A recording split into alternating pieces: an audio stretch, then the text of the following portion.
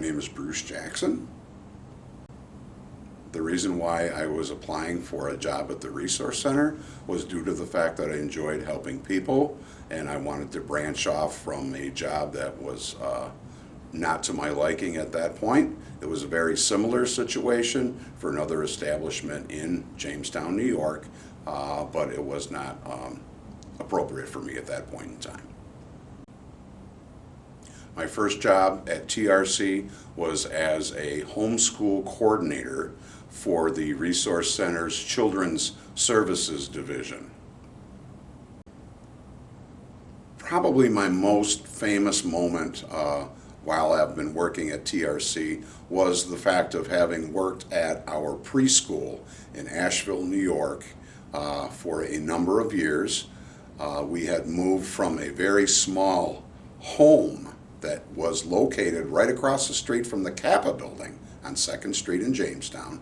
In, I believe, 1985, we had grown to service 110 children at that point, so we were very well established in the community. From there, we branched off and moved to the Chautauqua Opportunities Building on Fluvanna Avenue, which is where the Head Start program was, and from there we lasted until 1997.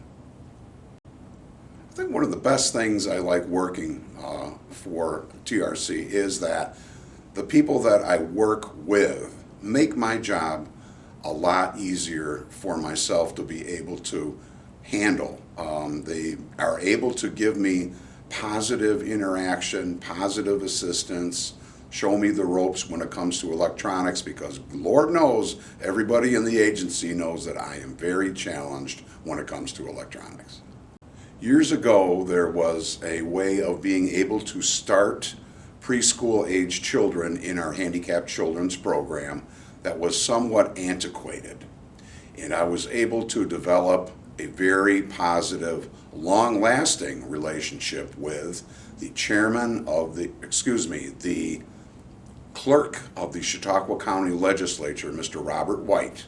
Him and I sat down countless times and went over each individual child, their particular disabling conditions, and to be able to prove that these children are eligible for receiving services through the preschool program.